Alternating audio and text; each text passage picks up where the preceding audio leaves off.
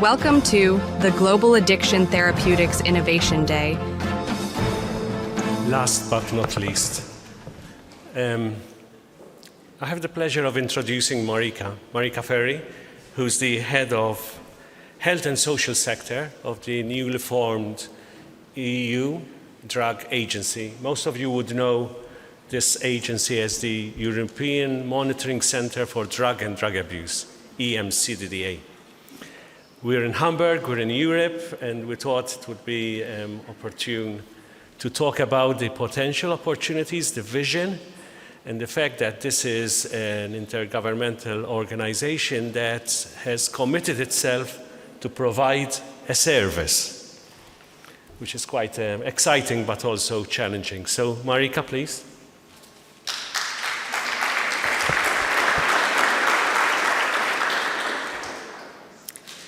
Thank you very much for the invitation. I don't know if I can find my slides. I suspect the title of my lecture promises more than I will be able to deliver. But luckily, you are very tired, so you will appreciate if I will be brief and quite vague. So, as Alexander said before, we are the European Union Drugs Agency, previously called the European Monitoring Center for Drugs and Drug Addiction. Thank you very much. And no conflict of interest, glorified public servant, as you said before. Our agency was renamed last year in July. We are celebrating our first anniversary next month. And with this rename and a new mandate, we are being given new tasks and new challenges. The general idea is that we should be able to identify threats and to help the countries to put in practice some responses. In this sense, we moved from what we did before, which was evidence dissemination. I come from the Cochrane collaboration, so systematic reviewing of evidence, and then dissemination of statement for action. Now we are asked to provide recommendations, so an increase in responsibility. In the same way, sharing knowledge becomes something like assessment of outcomes. So not only saying what is evidence-based, but also what are the results and how should we implement more to obtain that results. So we move from what was called training to competence development, with the idea of being able to prove that through our training and knowledge sharing, people is more able to do what is called to do. And then the most challenging part, that is the collaboration with the civil society organizations that, as you know, are well organized and want to be part of decision-making in this area. What we see in this moment, next month we will publish our new European drug report. I cannot disclose too much, it's still embargoed, but the general picture, what we see is an evolving, as you can imagine, situation, very, very fast from the COVID-19 to now, with new and unexpected challenges. So we have the new substances coming out quite often. Important shifting in patterns of drugs use. We still have the problem of opioid dependence, of course, but especially the younger generation is showing unexpected new behaviors. And then the globalization of the illicit market, using at best the new technology to reaching out different groups. And additionally, as we all are witnessing, there is a change in the political discourse that is challenging the way we have seen drugs-related issues up to now, and is really threatening the base of our society and the way we respond to people with problems and we use of substances. So one of the changes in our agency that more closely affect our work is having put all the health and social responses in one sector. And this is the sector that I share with a colleague here in the room. You will listen in the next days, Charlotte Mitchells. So what does this imply? Has an effect, because if there is one truth in our field, is that there are no single interventions that have the power to resolve the situation. You cannot have the medical treatment that works per se if you don't have harm reduction interventions that are able to help the ones that are dropped out. You cannot have effective treatment if you don't have social reintegration measures to help the ones that are trying to quit their use of substances. So in one sense, although it's a bigger challenge for us, is also a great opportunity to work together to make sure that the new, for example, investigations, the new research enters into a global framework where also our political counterpart cannot cherry picking and say, okay, we like prevention and we want abstinence-oriented interventions, because we know that it's a global problem, a complex problem, and needs a complex solution, if ever solution we can say.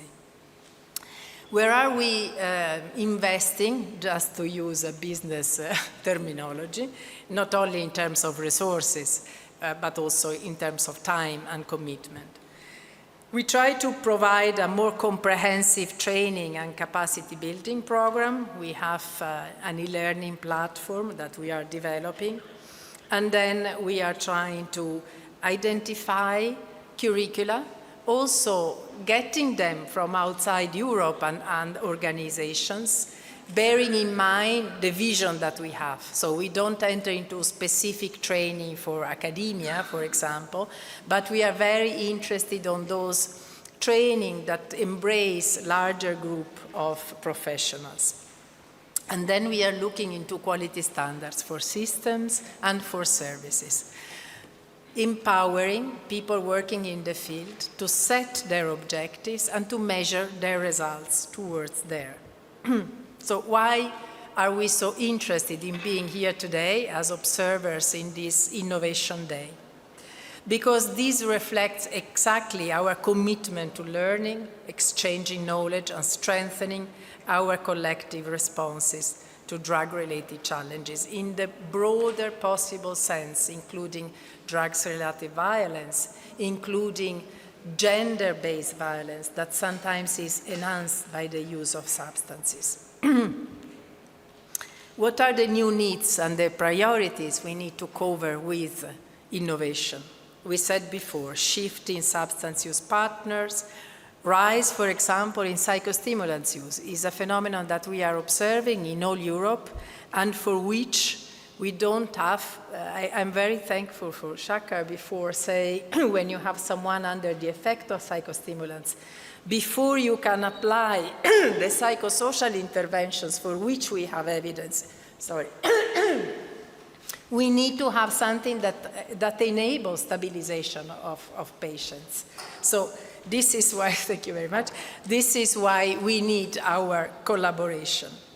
It's more difficult to attract clients and to keep them in treatment. We know that, thank you very much, people with psychostimulants disorders quit treatment very often. They don't feel hooked into treatment as are opioids, people who use opioids because of the effectiveness of methadone. There is a growing use of concern, a growing concern about the use of ketamine. Someone mentioned ketamine before, especially among young people, and there is a longer lapse before the problem is evident. So the traditional opioid-focused services, especially in Europe, are not equipped to answer the problems of this type of people. So we need to train the medical staff to identify new substances-related issues, the ones that are not so self-evident as it was historically with people using opioids, and develop tailored interventions to engage and retain affected individuals. Again, in the broader sense, it's not only the person who uses substances, it's the families, the children, all the community. I said it before, we have a different political context. We need to take this into consideration. It's not sufficient to say they are wrong. There is a radical shift in the societal attitudes towards substance use and related interventions.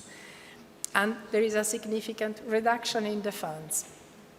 So what are the challenges for the frontline workers? Improve and measure the quality of their interventions. Now we need to cite people and to be able to defend their work, to say even small differences are better than nothing, and we need to help them to do that. So demonstrate effectiveness to ensure service continuity. A small example, if we have, as it is the case in Europe, we have cohort of opioid users that have reached a certain age. Of course they are a problem because they start having somatic problems on top of the problems generated by drug, but it's a big success. My generation, people using opioids, died 1 year after the diagnosis of HIV/AIDS. So we need to change the narrative to make this, that is known in this context, we need to make it communicated to policymakers, decision makers. So persuade decision makers that without such intervention, society would face a greater harm. There is a lot of concern in Europe about drugs-related violence. We had a conference in November last year. You may have known that there have been shootings in Brussels, in Sweden, and this is something that has called the attention. We need to talk about this. We need to show that there are ways of reducing this level of violence. So what we see, just to share with you some new data, sorry, there is an overlapping there in the outline. The ESPAD survey in the schools showing data for the last 30 years shows that in fact the younger generation are using less substances. This is a good news, but this also means that we are not equipped to answer their problems, because we see that, for example, girls are developing problems in comparison with boys, as it wasn't the case before. There is an increase in use of medicines. There is an increase of addiction to technology. We know this, but for example, our agency has no means of treating these issues. But we know that when we talk about health and behavior, things come all together. You cannot say, okay, we help you for alcohol, but we don't consider addiction to the telephone. We cannot. If we want to be evidence-based and effective, we need to see everything together. We work, and we are privileged in this, we work with the European framework. We have the European drug strategy that reflects the vision of all the countries and the civil society organizations. So we start already, okay, thank you very much. I promise I was short and I wasn't. We start already with the idea that we need to be health-centered, human rights-based, evidence-based, comprehensive and integrated, and that treatment needs to be accessible and available. So I don't want to go too much into detail, but the continuity of care is something that is absolutely fundamental, as well as the ethical and professional attitude of people who have chosen to work in this field. So I don't want to repeat the mantra about health and social interventions. All these doors, the idea is to say we have a target population. What we need to do is to overcome, because you know that also internal in the field there are discussions, people working in prevention doesn't like the ones working in harm reduction, and all together against the treatment, etc., etc.